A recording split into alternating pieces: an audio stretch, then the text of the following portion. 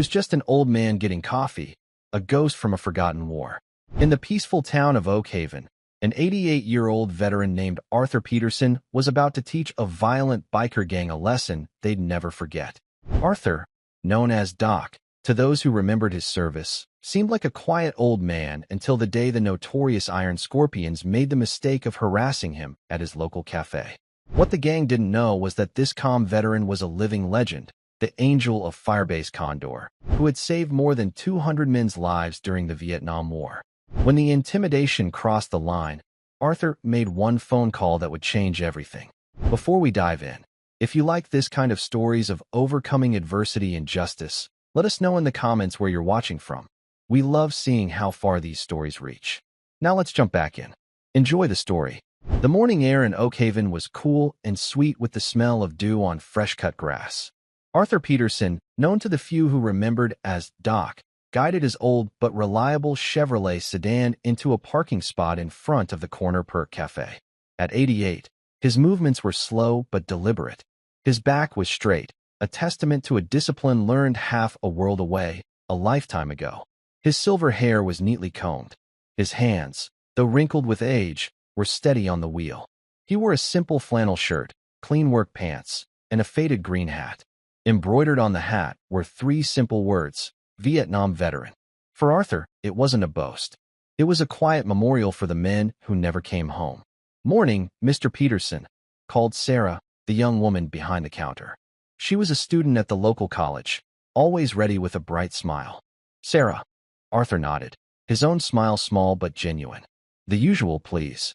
He settled into his regular booth by the window. It gave him a clear view of the town square. He liked to watch the town wake up. Mothers walking their children to school. Shop owners sweeping their sidewalks. It was a peaceful life. A life he had fought for, long ago. The familiar scent of coffee and toasted bagels filled the air. Arthur's mind drifted. He thought of the weekly chess game he had later with his friend, Tom. He thought about the letter he needed to write to his granddaughter. These small routines were the anchors of his quiet world. A world he had carefully built over the ashes of his past. The peace was shattered by a deep, angry rumble. The sound grew louder, more aggressive, until it felt like thunder shaking the cafe's windows. One motorcycle, then 5, then a dozen, rolled into the town square. They were chrome and black leather, symbols of intimidation. The Iron Scorpions had arrived.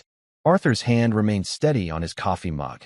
His military training, buried but never gone, surfaced automatically. Assess the situation. Stay aware. Remain calm. The leader dismounted. He was a big man with a thick beard and cold eyes. His leather vest was covered in patches that spoke of violence. They called him Razor. He moved with a practiced swagger, an arrogance that demanded attention. Well, look what we have here." Razor's voice boomed as he and his men entered the cafe. The few other customers tensed. Sarah's smile vanished. Razor's eyes swept the room.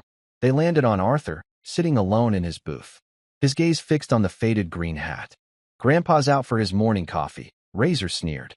Snickers rippled through his gang. Arthur took a slow sip of his coffee.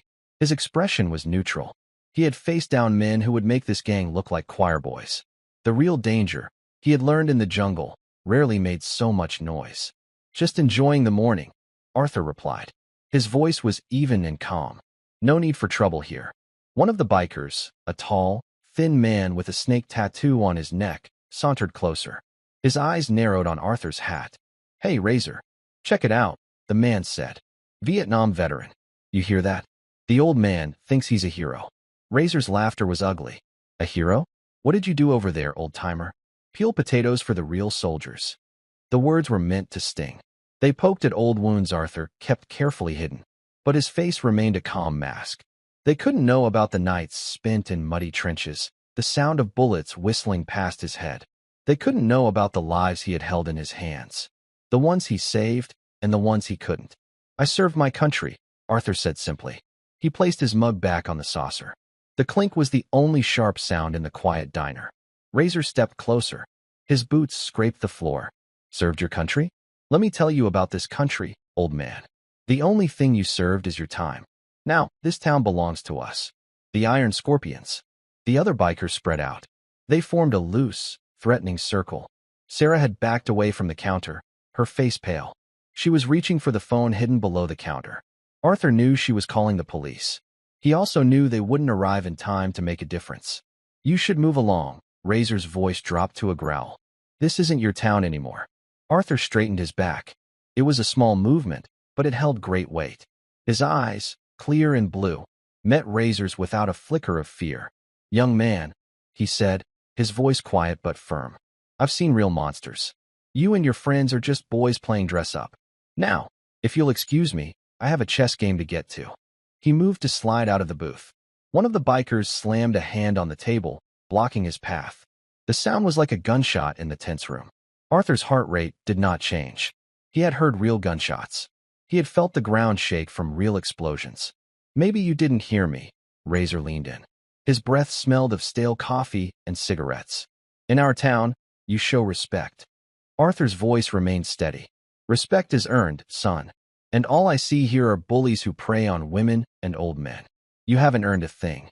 The words hung in the air. For a moment, the only sound was the hum of the coffee machine. Then Razor's face twisted into a dangerous sneer. His hand shot out. He grabbed Arthur's arm. His fingers dug in with bruising force. "You want to learn about respect?" he snarled. "We'll teach you all about respect." As Razor's fingers tightened, Arthur's mind flashed back. It was a memory from a lifetime ago. A night of fire and rain in a place called Firebase Condor. He was pulling a young captain from the burning wreckage of a command post. That captain had lost a lot of blood, but he was a fighter. He grew up to become General Marcus Thorne. The same Marcus Thorne who now led the largest veteran motorcycle club in the state. The Sentinel Guard. Arthur remembered the general's words, spoken years later at a reunion. "Doc, you ever need anything at all, you call me." He had never made that call. In all these years, he had never needed to. But as he looked into Razor's cruel eyes, he knew that was about to change. The Iron Scorpions had no idea what they had just started. They were about to learn a lesson. A lesson about real strength, real courage, and real respect. And it would begin with a single phone call. Razor's grip on Arthur's arm tightened. His gang moved closer, a wall of black leather and menace. The morning sun cast long shadows across the cafe floor. It was a scene of pure intimidation. But Arthur Peterson hadn't survived the siege of Firebase Condor by giving in to bullies. "Take your hand off me," he said.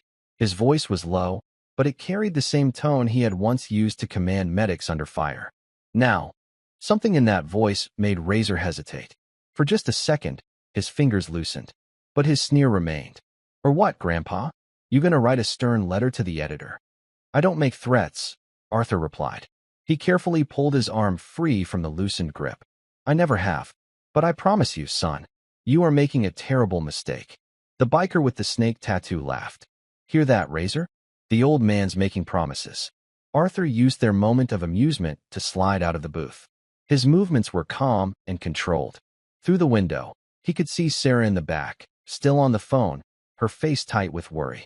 He knew the local police were good people, but they were outmanned. The Iron Scorpions had been a growing problem in Oakhaven for months. "You're not going anywhere," Razor declared. He stepped in front of Arthur, blocking the door. "Not until you learn some manners." "Manners?" Arthur started his slow walk toward the door. "Let me tell you something about manners. I learned mine treating wounded men while bombs fell around my head. What have you done, besides scare honest people?" His words hit a nerve. Razor's face darkened. He signaled to his gang. They moved, blocking the exit completely. "Get back in the booth," Razor demanded. Now, instead of complying, Arthur reached into his pocket. He pulled out an old, simple flip phone. The action made several bikers tense. They thought he was calling the police. But Arthur wasn't calling the local authorities. Not yet. "You want to see what real respect looks like?" he asked, his thumb hovering over the keypad. "Just wait." Razor laughed. The sound was harsh in the small cafe. "Oh, I get it. You're calling for backup. Maybe your knitting club? Go ahead. Call whoever you want. We'll still be here." Arthur's mind flashed back again. A memory, so clear it was like yesterday. Rain coming down in sheets. Visibility was almost zero. But he heard the call for a medic. A young captain was pinned down, bleeding out. His name was Marcus Thorne. Everyone said it was a suicide run to get to him. But Arthur went anyway. He had crawled through mud and fire, using nothing but instinct and grit. And he had pulled him out alive. "You boys ever hear of the Sentinel Guard?" he asked. His finger pressed the first number. Several of the bikers shifted. The Sentinel Guard was a legend in certain circles. A motorcycle club made up entirely of combat veterans. They were led by the formidable General Thorne. They weren't just bikers. They were organized. They were disciplined. They commanded respect from everyone, even the most violent outlaw gangs. What's that got to do with anything? Snake Tattoo asked, but there was a new uncertainty in his voice. Everything, Arthur replied, continuing to dial. You see, back in the day, there was this young captain. His unit was overrun deep in enemy territory. Everyone said it was a lost cause to go in after him, but I went anyway. The phone began to ring on the other end. Razor's expression flickered. Anger fought with confusion. That captain, Arthur continued, his voice clear and strong. His name was Marcus Thorne. These days, people call him the General. The phone connected. A deep, gravelly voice answered. Thorne. General, it's Doc Peterson. Remember that night at Firebase Condor? There was a short pause. Then General Thorne's voice softened with recognition. Doc? Of course, I remember. I'd be dead if it wasn't for you. What's wrong? You sound calm. Arthur's eyes locked with Razor's. I've got some young men here who need a lesson in respect. The Iron Scorpions. They seem to think Oakhaven belongs to them now. The change in Thorne's voice was instant. It turned to cold steel. Where are you? The Corner Perk Cafe. Take your time coming over. These boys aren't going anywhere. He ended the call. The atmosphere in the cafe had changed. Several of the bikers were looking at each other. They were nervous.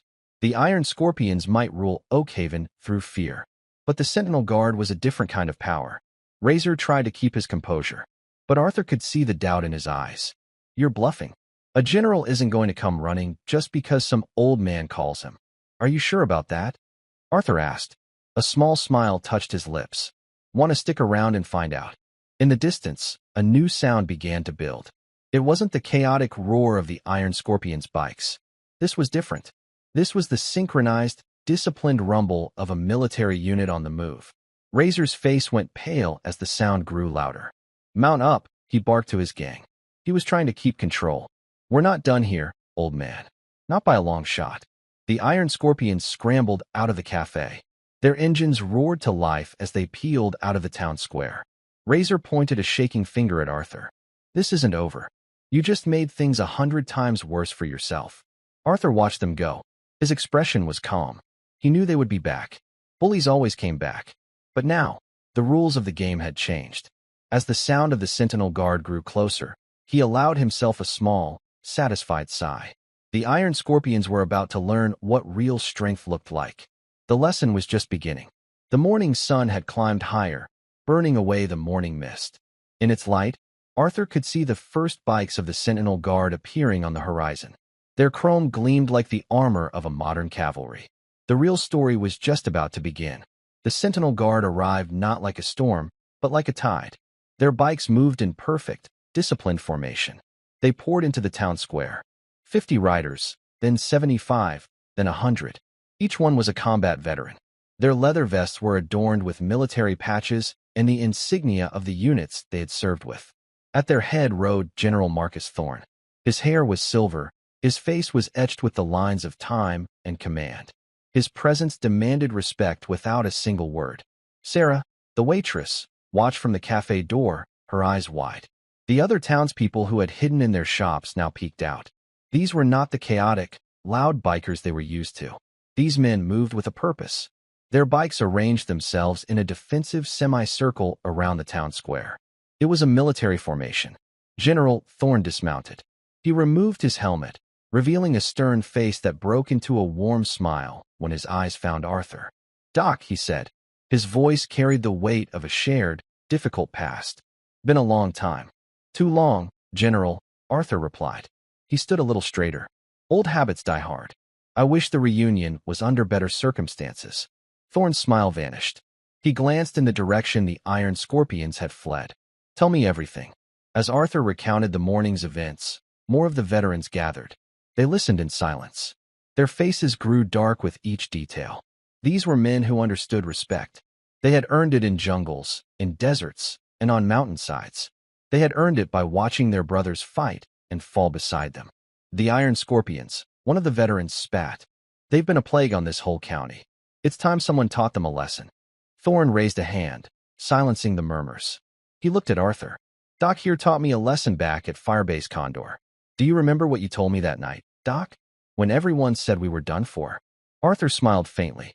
I told you that courage isn't about not being afraid. It's about doing what's right when you are afraid. That's right. Thorne nodded. And you showed us what that meant. You ran through enemy fire like you were walking through a park. You saved my life and the lives of a dozen other men. One of the younger veterans stepped forward. His eyes were wide with awe. Wait a minute. You're Doc Peterson, the angel of Firebase Condor, the medic who held the west flank by himself for 3 hours. The one and only, Thorne confirmed, though he never did like that nickname. Arthur waved it away. There were plenty of heroes that day. I just did my job. Just did his job, Thorne echoed, with a short laugh. He says it like it was nothing. Boys, this man is a living legend. And now some two-bit gang thinks they can push him around? Intimidate him in his own town. The faces of the veterans hardened. A silent resolve passed through the ranks. These men understood loyalty. They understood debt. The Iron Scorpions had threatened more than an old man. They had threatened one of their own. A brother. They will be back, Arthur said. His voice was steady. They're not the type to let this go. Let them come, Thorne replied. His tone was grim. First, we need to know what we're up against. Tell me about their leader. This Razor. As Arthur described the man, Thorne's expression grew more serious. He knew the type. A bully who had never faced real opposition. A man who confused fear with respect. The police chief, a Marine veteran named Roberts, arrived. He took one look at the assembled Sentinel Guard and nodded slowly. Looks like the cavalry has arrived. He walked over to Thorne and Arthur. They've been terrorizing Oakhaven for months. We just don't have the manpower to deal with them head-on. Thorne nodded. A plan was forming in his mind. He turned to Arthur. You have that chess game to get to, don't you, Doc? Yes, but under the circumstances. You'll go. Thorne cut him off gently. You'll go to your chess game. You'll go about your day, just like any other day. But you won't be going alone. He turned to his men. His voice took on the commanding tone that had led them through battle. First platoon, you're on escort duty with document. Second and third, you'll start patrols. I want eyes on every street in this town. The Iron Scorpions want to play games. Let's show them how veterans do business. The men moved with practiced efficiency. They broke into their assigned groups. Thorne turned back to Arthur. We'll handle this, document. The old way. Arthur looked at the assembled veterans. These men understood sacrifice and honor in a way the Iron Scorpions never could. Just try not to tear up the town, Marcus. Oakhaven has been my home for 50 years. No promises, Thorne grinned. But his eyes were serious. But those boys need to learn that respect isn't taken. It's earned. And they're about to get a serious education. The Sentinel Guard mounted their bikes. Their engines roared to life in a single, unified sound. It was the sound of controlled power. Arthur got into his old Chevrolet. The veterans formed up around him. An honor guard of chrome and steel. The convoy pulled out of the town square. It was a display of discipline and strength that silenced the entire town. In its wake, Sarah stood in the doorway of the cafe, a smile finally returning to her face. Something was changing in Oakhaven. For the first time in a long time, it felt like hope. Across town, in a dusty, abandoned warehouse that served as the Iron Scorpions clubhouse, Razor paced like a caged animal. The oil-stained concrete floor echoed his angry footsteps. His gang watched him. They were nervous. The morning's encounter had shaken their confidence. The Sentinel Guard, Razor spat. He kicked an empty beer can, sending it clattering across the floor. Of all the people in this worthless town, that old man had to know General Thorne. Snake Tattoo leaned against his bike. He tried to sound tough. So what? They're just another motorcycle club. We've handled rival clubs before. An older member, a man they called Grinder, shook his head. No, these guys are different. They're not just bikers. They're combat vets. They're organized. Disciplined. They've seen real war. We've seen plenty of action, Razor growled. But there was a new uncertainty in his voice. Not like them, Grinder insisted. I've heard stories about Thorne. He runs that club like it's still his old army unit. And that old man, if he's really who they say he is. I don't care if he's the president himself. Razor exploded. He slammed his fist into a dented metal locker. This is our town. We can't let some old man and his fossil friends push us around. We'll lose everything we've built. Meanwhile, Arthur's convoy arrived at the Oakhaven Community Center. He was meeting his friend Tom for their weekly chess game. The Sentinel Guards' bikes formed a quiet, watchful perimeter around the parking lot. As Arthur stepped out of his car, several other seniors who had been waiting for their own activities came out to greet him. Their eyes were wide at the sight of his escort. "Quite an entrance, Arthur," smiled Eleanor Vance, who ran the town's historical society. "I hear you've had an eventful morning." "Word travels fast in a small town," Arthur observed, straightening his hat. "It's hard to miss 100 veterans on motorcycles rolling through town," Eleanor replied. "Want to tell us what happened?" Inside, as Arthur and Tom set up their chessboard, the story was shared. The room was filled with veterans of different ages, from World War II to the Gulf War. Their reactions were a mix of anger and grim satisfaction. They knew what it was like to be underestimated. "I remembered something this morning," Arthur said, placing his king on the board. His voice was quiet, but it carried across the room. "Something from my last tour. We were evacuating a village. The enemy was closing in fast. We were taking heavy fire. The helicopter was getting shot to pieces." The room was silent. Everyone leaned in to listen. One of the young soldiers asked me later why I went back for a family that had gotten separated. Everyone else said it was too risky. I told him something I've never forgotten. Sometimes, the most important thing you can do is stand up for someone who can't stand up for themselves. It's not about being the strongest. It's about lending your strength to others. General Thorne, who had followed Arthur inside, stood at the back of the room. He nodded slowly. "That's what we're doing now, document. We're lending our strength to Oakhaven." The day passed with an unfamiliar sense of peace. Sentinel Guard members were a quiet presence throughout the town. They bought coffee at the cafe. They filled up their tanks at the local gas station. They stood watch, their disciplined presence a stark contrast to the chaos of the Iron Scorpions. Late in the afternoon, Razor and his gang decided to test them. They rumbled down Main Street, heading toward the hardware store owned by Tom, Arthur's chess partner. Tom was a Korean War veteran, and he had been paying protection money to the Scorpions for months.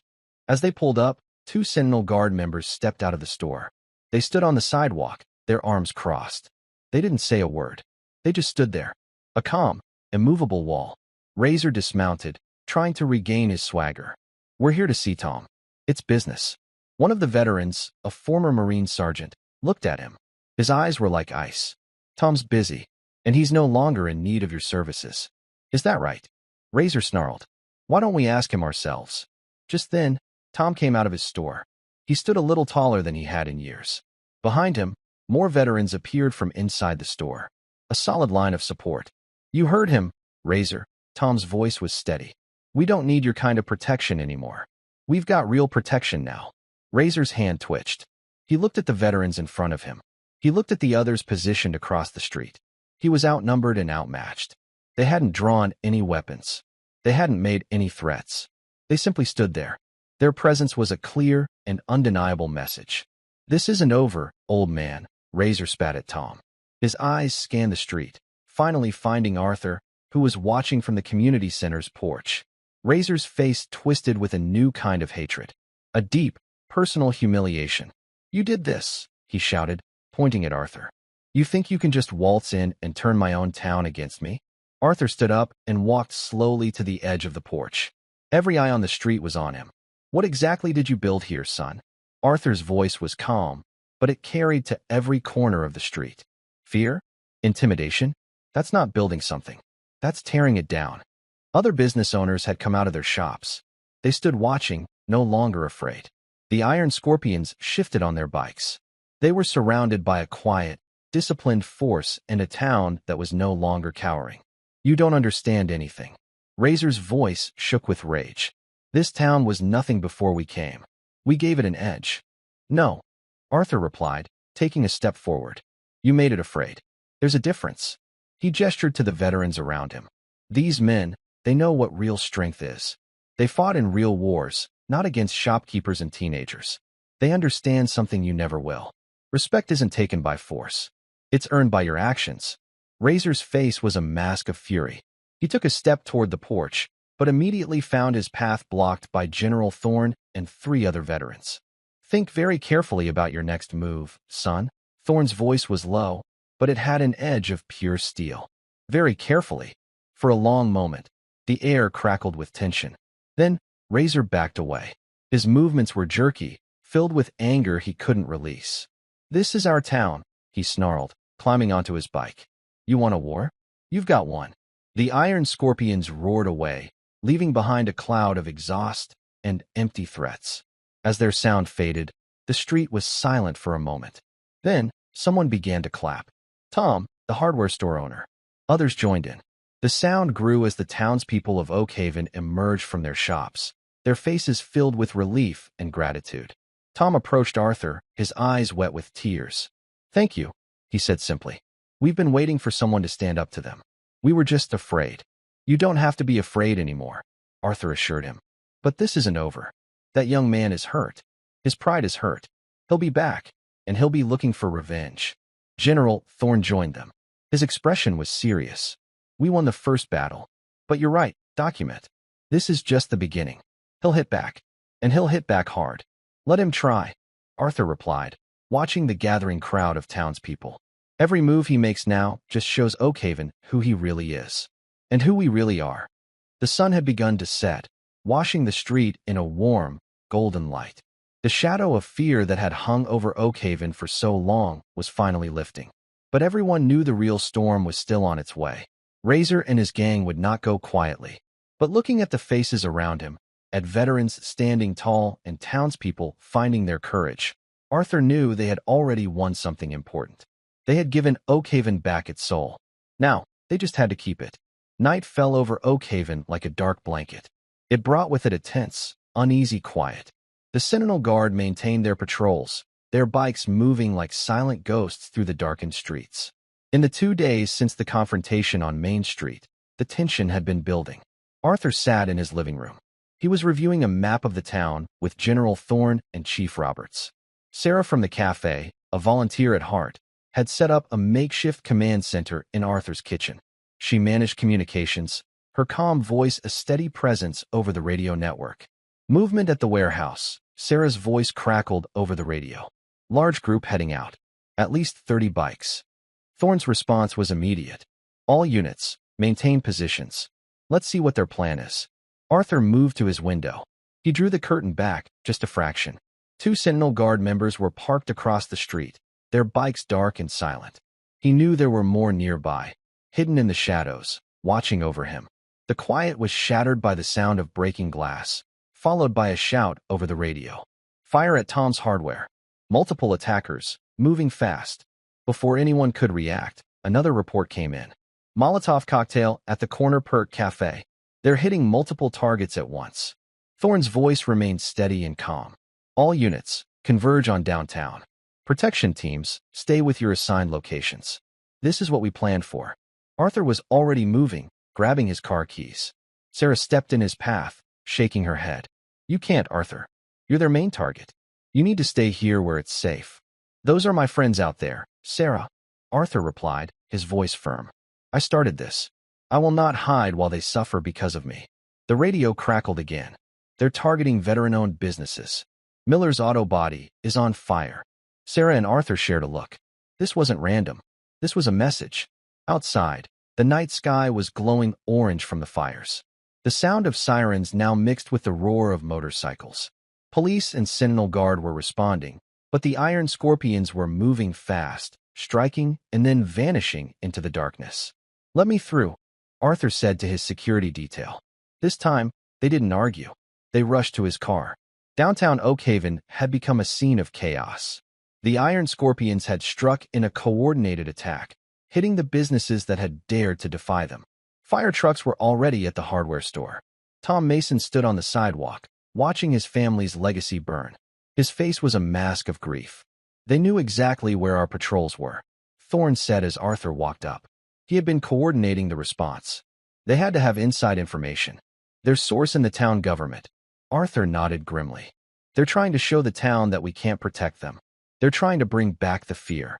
Nearby, the Corner Perk Cafe had suffered less damage. A Sentinel Guard team had been inside and had put out the fire quickly. Sarah was there, helping direct the firefighters, her face smudged with soot, but her eyes blazing with defiance. A motorcycle roared past. Its rider laughed as he threw another firebomb. Before it could hit its target, a Sentinel Guard rider intercepted it, knocking the bottle into the empty street where it shattered harmlessly. "This is just the beginning," Thorn warned. The flames reflected in his eyes. "Razor is showing us what he's willing to do. The next time will be worse." As if to prove his point, a new, panicked voice came over their radios. "They're at the VFW hall. They're trying to burn it down." Arthur's blood ran cold. The VFW hall wasn't just a building. It was a sanctuary. It was a place where veterans found peace and brotherhood. It held their memories, their flags, their history. "That's a sacred place," Thorn growled. He was already moving toward his bike. "Wait," Arthur called out. His voice cut through the chaos. Everyone turned to look at him. "That's what he wants. He wants to draw our forces out, spread us thin. He wants us to react with anger." He turned to the crowd of veterans and townspeople that had gathered. "This isn't about buildings. Razor is trying to break our spirit. He's trying to make us feel helpless again." Tom Mason stepped forward, his face streaked with ash. "So what do we do, Arthur? Just let them burn down our town?" "No," Arthur replied. His voice was filled with a strength that seemed to push back the darkness. "We show them that fire doesn't destroy steel. It forges it. It makes it stronger." He looked at the faces around him. He saw veterans, business owners, and residents who had lived in fear for too long. But in their eyes, he did not see defeat. He saw a new, hard determination. "Razor thinks he can break us by breaking our things," Arthur continued. "But Oakhaven isn't made of wood and brick. It's made of people. And when people stand together, they are stronger than any fire and stronger than any gang." As if to prove his words, more townspeople began to arrive. They brought buckets of water, blankets, and thermoses of coffee. They came to help. The Iron Scorpions had wanted to show their power, but instead, they had revealed the town's true strength. The strength of community. "Sarah," Arthur turned to the young woman. "Contact every business owner in town. Tell them we're calling an emergency meeting tomorrow morning at the community center. It's time Oakhaven showed Razor what real power looks like." Thorn nodded. He understood. "You're thinking about a counteroffensive." "Something like that," Arthur said with a grim smile. "But this time, we're not just fighting for territory. We're fighting for our home." The fires continued to burn through the night, but they lit up more than just destruction. They lit up the faces of neighbors helping neighbors, of veterans standing guard, and of a town that was finally ready to fight back. The Iron Scorpions had meant to break Oakhaven's spirit. Instead, they had united it. As dawn approached, Arthur stood in front of the damaged VFW hall. Volunteers were already starting to clean up the mess. The night's attacks were meant to demoralize them. But looking at the determined faces all around him, Arthur knew that Razor had made a critical mistake. He had shown his whole hand, too early and too aggressively. Now, it was their turn. And Arthur Peterson had learned a thing or two about strategy in his 88 years. The war for Oakhaven was about to enter a new phase. And this time, they would be the ones to set the terms. The community center was overflowing by dawn. Every seat was taken. Business owners, residents, and veterans stood along the walls. The air was thick with the smell of coffee and a quiet, simmering anger. Arthur stood at a simple wooden podium. Behind him, a large map of Oakhaven was covered with red pins, marking the locations of the previous night's attacks. "Last night," Arthur began, his voice calm and steady, "the Iron Scorpions showed us what they believe power is. They believe it's destruction. They believe it's fear." Tom Mason stood up. His face was tired, but his voice was strong. "How do we fight that, Arthur? They have numbers, they have weapons, and they obviously have a source feeding them information." "That is exactly why we are going to win," Arthur replied. A faint smile touched his lips. "Because they think those things make them strong. But I learned something in the jungles of Vietnam that Razor will never understand. True strength isn't about how much you can break. It's about how much you can endure and still stand up. It's about how much you can build." General Thorn stepped forward. He unfolded a set of blueprints. "We've already acquired the deed to the old abandoned textile mill on the edge of town. As of this morning, it is the official headquarters of the Sentinel Guard in Oakhaven." A murmur went through the crowd. The old mill was on a hill. It overlooked most of the town. It was a strategic position. "But that's not all," Arthur continued. "Every business they attacked last night, we are going to rebuild them. Not one by one. All of them. And we're going to do it today. Sarah from the cafe stood up. How? Most of us don't have insurance that will cover this kind of criminal activity. We're ruined. No, you're not. Chief Roberts announced from the back of the room. He had come in uniform, a clear statement of support. The Sentinel Guard has established a community restoration fund. Every one of their members from across the state has contributed. We have more than enough to rebuild every damaged business and to upgrade security. The room erupted with shocked whispers. Thorne raised his hand for silence. That's phase 1, he said. Phase 2 is making sure this never happens again. Arthur pointed to the map. The Iron Scorpions think they control this town through fear. But they have a weakness. They need this town to operate. They need gas for their bikes. They need food from our diners. They need our streets to move around. He turned to the crowd. His eyes were bright with a tactical fire. Starting today, every business in Oakhaven will be a hard target. Sentinel Guard members will train employees in security protocols. We will install surveillance systems, panic buttons, and emergency response plans. We are going to lock this town down. What about their mole? Someone called out. The one in City Hall. Chief Roberts spoke up. Already handled. We fed the mole false patrol routes last night. The information they acted on was exactly the information we wanted them to have. Now we know how they're getting their intel, and that pipeline is officially closed. A spark of hope ignited in the room. Arthur could see it on their faces. The feeling of helplessness was being replaced by resolve. Here is what happens next, Arthur announced. Every business they attacked reopens by sunset. We work together. Veterans, residents, shop owners, everyone. We will show them that they cannot shut us down. They cannot break our spirit. Tom Mason stood again. My store, it's a wreck, Arthur. Sunset is awfully soon. You'll have help, Thorne assured him. Half the Sentinel Guard are skilled tradesmen. The other half, well, we're very good at following orders and carrying heavy things. The meeting instantly transformed into an organized hub of activity. People broke into groups. Assignments were given out. Resources were coordinated. The Sentinel Guard distributed radios and security gear, while a team of their logistics experts handed out detailed plans for the restorations. Arthur watched it all unfold from the podium. He remembered another time, in another place, where he had seen people come together in the face of chaos. Razor had tried to break them. He had only succeeded in making them a single, unified force. Outside, the sounds of hammers and saws had already begun. Sentinel Guard members were tearing down the burned facade of Tom's Hardware, while local contractors, working for free, delivered fresh lumber. The street was filled with people. People carrying tools. People carrying supplies. People carrying hope. You know Razor won't take this lying down, Thorne said quietly, joining Arthur at the podium. I'm counting on it, he replied. But this time, when he strikes, he won't be hitting a single, soft target. He'll be hitting a fortress. He'll be facing a united town. Sarah approached with a radio. We've got Scorpions watching from the hills. They can see everything. Good, Arthur nodded. Let them watch.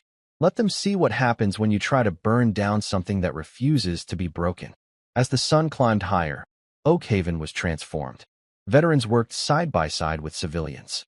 The diner that had been attacked was serving free coffee and sandwiches to the work crews from a makeshift counter. The VFW hall's damaged walls were already being repaired, and a new, taller flagpole was being installed. Arthur stood in the middle of Main Street, watching his plan come to life. The Iron Scorpions had tried to destroy Oakhaven's spirit with fire. Instead, they had ignited it. The war was far from over, but the battlefield had changed, and Razor was about to learn a very hard lesson about what real power truly was. The Shadow Viper warehouse vibrated with a tense, angry energy. From a laptop screen, Razor watched the surveillance footage. He saw the people of Oakhaven, working together, erasing the damage his gang had done. His knuckles were white around the beer bottle in his hand. They rebuilt it all, Snake Tattoo said. He sounded shocked. In one day? It's like we were never even there. Not everything, Razor growled. His eyes were glued to the screen. He saw the new security cameras being installed. He saw Sentinel Guard members training shop owners. What had been a soft, easy town was quickly becoming a fortress. They're organized, Grinder observed quietly. That's not just repair work. That's fortification. Military style. Razor threw his beer bottle against the far wall. It shattered. That old woman. She's not just fighting back. She's changing the whole town. The warehouse door creaked open. A nervous-looking man in a cheap suit hurried in. It was their source from City Hall. "We've got bigger problems," he said, his voice trembling. "The Sentinel Guard just filed paperwork. They have official security contracts with half the businesses in town. They're going legitimate, licensed and bonded. They're taking our business," Snake Tattoo realized. "Legally." Razor's face was dark with fury. "What about the police patrols? The routes I paid you for?" The man shook his head, sweating. "They were fake. Chief Roberts knew there was a leak. He fed me bad information. I can't risk giving you anything else. They know." At that moment, Razor knew he had lost. He had lost his income. He had lost his intelligence. Most importantly, he had lost the fear that gave him power. His pride, however, was not gone. It was wounded, and it was screaming for revenge. He walked over to a locked footlocker and pulled out a satellite phone. This was a number he had been told to use only in the most dire emergency. "Who are you calling?" Grinder asked. "Backup," Razor snarled. "Real professionals." 2 hours later, a new presence arrived in Oak Haven. It was not the loud roar of motorcycles. It was the quiet hum of 3 black, unmarked sedans. They moved through town with an unnerving precision. They parked in strategic locations, and men in dark suits got out. They were not bikers. Their eyes were cold, their movements economical. They were professionals. At the new Sentinel Guard headquarters in the old mill, Arthur watched them on the surveillance feeds. "They're getting desperate," Thorne noted, looking through a pair of binoculars. "He's lost his income, his intel, and his fear factor. A desperate man is a dangerous man." "These aren't just desperate men, Marcus," Arthur replied, his eyes tracing their movements on the screen. He recognized the pattern. "He's brought in mercenaries. Hired guns." Chief Roberts, who was also in the command center, looked grim. "This just escalated. DEA has a file on these guys. They're troubleshooters for a major arms trafficking ring Razor has been supplying. They don't do gang wars. They do clean, quiet eliminations." "This just became about more than our town," Thorne said, his voice low. Arthur moved to the large map of Oak Haven. "They're not setting up for a fight. They're setting up for an assassination. They're establishing sniper nests, planning escape routes. This is military-grade preparation. Then we respond in kind," Thorne declared. "No," Arthur said, shaking his head. "That's what they want. They want an open conflict. It would force state and federal intervention. In the chaos, innocent people would get hurt. We can't let that happen." "So what's the play, Doc?" Roberts asked. The room had gone quiet. Everyone was looking at Arthur. Arthur's finger traced a path on the map. It was the path he walked every morning. From his house, to the cafe, to the park, and back. "They think they have us outgunned. They think they're smarter, more professional. We let them believe that. We let them get overconfident." "What's their real objective?" Thorne asked, though he already knew the answer. "Me," Arthur stated simply. "All of this, the mercenaries, the escalation, it's because Razor's pride is broken. He needs to show everyone he can break me. He needs to make an example of me to save face." The room was silent. "You are not suggesting," Thorne began. "I'm suggesting we give him exactly what he wants," Arthur confirmed. "A clear shot at me. But we will do it on our terms. Not his." "That's insane, Doc," Roberts protested. "These are professional killers." Arthur's smile was faint but firm. "So were the men who hunted us at Firebase Condor. I'm still here." He turned to the others. "Professionals follow patterns. They stick to protocol. We can use that against them." The strategy session lasted until dawn. The plan they created was dangerous, but brilliant. The Sentinel Guard would appear to pull back, reducing their visible patrols. They would make it look like they were intimidated by the new arrivals. Meanwhile, they would strengthen their hidden positions. Every mercenary movement, every communication, would be documented. They would build an evidence file so airtight that it would not only take down the mercenaries and the Scorpions, but the entire arms trafficking network they worked for. As the meeting ended, Thorne pulled Arthur aside. "They will come for you, document. You know that." "I'm counting on it," Arthur replied. "Sometimes, the only way to disarm a trap is to walk right into it." The first sign that the plan was working came at dawn. The Sentinel Guard patrols, which had become a comforting sight, were gone. Their absence left a nervous quiet over the town. To the mercenaries watching, it looked like a retreat. Arthur left his house at his usual time. He walked alone to the corner Perk Cafe. His steps were calm and unhurried. In the reflection of a shop window, he saw one of the mercenary teams tracking him. They were good, but he had spent years spotting men who were trained to be invisible. "You shouldn't be out here alone, Arthur," Sarah said, her voice a worried whisper as she served him his coffee. "It's exactly where I need to be, Sarah," he replied softly. "Let them watch." In a parked sedan down the street, the mercenary commander, a man known only as Marshall, watched through binoculars. "Target is establishing a predictable pattern," he said into his radio. "He's moving in the open, unprotected. Either he's careless, or it's a trap." "That old man is smarter than he looks," Razor's voice crackled back. "It doesn't matter," Marshall replied coldly. "A predictable target is a dead target. Trap or no trap." At the Sentinel Guard's headquarters, Thorne and Sarah monitored the hidden cameras that covered every inch of the town. 4 sniper teams, Sarah noted, marking their positions on a digital map, plus 3 ground teams disguised as civilians. "They're creating a kill zone, just like Arthur said they would." Thorne nodded. "They're following the textbook. Overlapping fields of fire, clear escape routes. Amateurs." Throughout the morning, Arthur continued his routine. He visited Tom at the hardware store. He walked through the park. He stopped to chat with his neighbors. And all the while, the mercenary teams tracked him, logged his patterns, and finalized their plan. What they didn't notice was the silent communication happening all around them. Every friendly wave from a neighbor was a signal. Every shopkeeper sweeping a sidewalk was an observer. The Sentinel Guard hadn't retreated. They had simply blended into the town. The entire town of Oakhaven had become Arthur's protection detail. "All teams are in position." A voice came over Arthur's hidden earpiece. It was Sarah. "Federal teams are standing by on the outskirts. We've got it all on camera." "Understood." Arthur subvocalized, appearing to read a plaque on the town's founder. "Time to end this." As dusk settled, Marshall's team was ready. To his professional eye, it was a perfect setup. He gave the order. "Green light. We end this after sunset." Arthur sat in his booth at the diner as night fell. He was calmly sipping his coffee. Through the window, he saw Marshall's sedan pull up. The mercenary commander had decided to handle this personally. The bell on the diner door chimed. Marshall entered, flanked by 2 of his men. The other customers, all Sentinel Guard members in civilian clothes, paid them no attention. "Mr. Peterson," Marshall said, sliding into the booth opposite Arthur. "I think it's time we had a talk." Arthur set down his coffee cup. He met the man's cold gaze without flinching. "I was wondering when you'd stop hiding behind your rifle scope."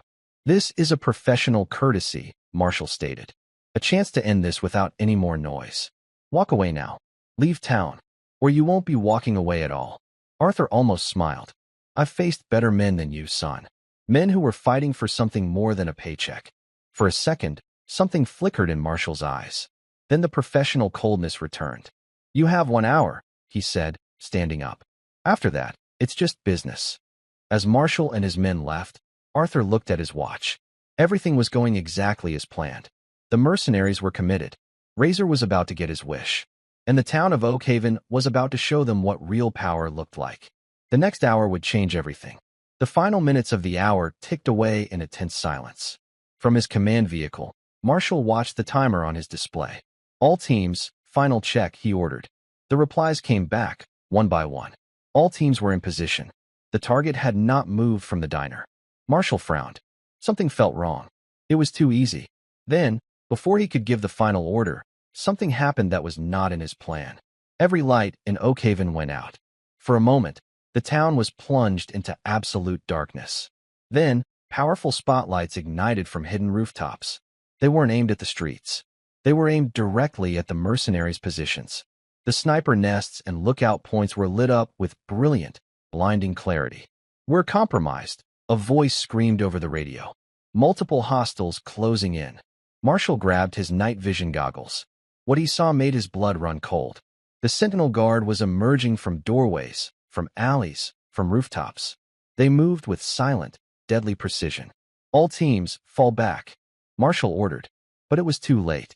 The response came back in panicked fragments. "Team 4 is pinned down. We've lost contact with Team 3. In the diner, Arthur stood up calmly. The other customers revealed themselves as Sentinel Guard members, moving to secure the building. Arthur picked up a 2-way radio from under the table. Marshal, he said, his voice calm and clear. I believe we need to have another chat about professional courtesy. Outside, the sound of helicopters filled the air. Federal agents were surrounding the arms traffickers' safe houses on the edge of town. Every escape route was cut off. Every contingency had been countered. You planned this. Marshal's voice came over the radio. There was no anger in it. Only the grudging respect of one professional for another. The routine, the predictability, it was all a setup. Of course it was, Arthur replied. Did you really think a combat veteran would be that careless? Every move you made was the move we wanted you to make. In the chaos, Marshal's sedan squealed around a corner. It found its path blocked by two large garbage trucks. The trap was perfect. You have two choices, Arthur's voice continued. Surrender now and face federal charges. Or try to fight your way out against 100 men who have spent their lives mastering the art of warfare. What's the professional choice, Marshal? A long silence followed. Then, the resigned voice of a beaten man came over the radio. Stand down, Marshal ordered his teams. All units, stand down. One by one, the mercenaries emerged, their hands raised. But it wasn't over. In the middle of the confusion, a single vehicle burst from the Iron Scorpion's warehouse.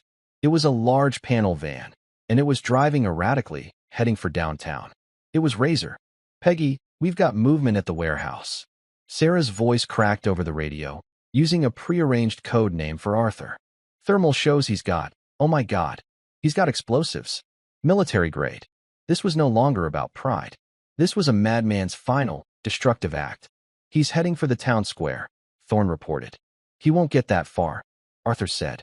He was already out the back door of the diner and in his old Chevrolet. The chase was not about speed. It was about knowledge. Razor roared through the main streets, but Arthur cut through the alleys and side roads he had known for 50 years. He knew where Razor was going. He knew how to get there first. He intercepted the van at the entrance to the construction site for the new community center. It was a dead end. The van screeched to a halt, trapped by concrete barriers. The Sentinel Guard and police were seconds behind. Razor leaped from the van. In his hand was a detonator. Back off, he screamed, his face wild with hate. One push and we all go up. Arthur got out of his car. He walked slowly toward the van. He was unarmed. Is this what you wanted, son? Arthur called out. To burn it all down because you couldn't own it? Shut up, Razor shrieked. His hand trembled on the detonator. You did this. You turned them all against me. No, Arthur said, taking another step. You did this to yourself. Every time you chose cruelty over kindness. Every time you chose fear over respect. The few remaining bikers with Razor looked at their leader. They had signed up for a turf war, not a suicide bombing. One more step, old man, and I'll do it. Arthur kept walking. His eyes never left Razor's. No, you won't. Because deep down, you're just a scared boy who never learned the difference between being feared and being respected. Real strength isn't about how many people you can hurt. It's about how many you can help. For a heartbeat, something in Razor's eyes flickered.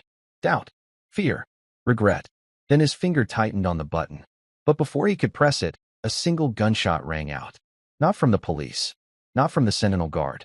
Grinder, Razor's oldest friend, stood with a pistol in his hand. The bullet had hit Razor's arm, sending the detonator flying harmlessly to the ground. The standoff ended not with a bang, but with the quiet click of handcuffs. 1 year later, Oakhaven was a different town. The morning sun rose on a community that had not just healed, but had grown stronger. Arthur Peterson, now 89, sat in his usual booth at the corner perk. The old mill, once the Sentinel Guard's headquarters, was now a thriving community and vocational center. It offered job training and counseling. Its most successful program was for at-risk young men, many of them former Iron Scorpions. Morning, Mr. Peterson, a familiar voice said. It was the young man who once had a snake tattoo on his neck. Now he was the manager of the center's workshop. He went by his real name, James. How's the program going, James? Arthur asked. Got 3 more guys starting next week, he said with a proud smile. Word is spreading. Other towns want to know how Oakhaven did it. General Thorne entered and took his usual seat across from Arthur. Just got a letter from Marshal, he reported. He's getting an early release for his cooperation. Still wants a job when he gets out. Arthur nodded. We can always use men who have learned from their mistakes. Outside, a group of motorcycles rolled past. It was a mix of Sentinel Guard and former Scorpions. Their bikes were no longer symbols of fear. They were symbols of a new kind of brotherhood. They were heading out to help a neighboring town clean up after a storm. "Remember when this all started?" Thorne asked, watching them go. One phone call. One phone call," Arthur agreed.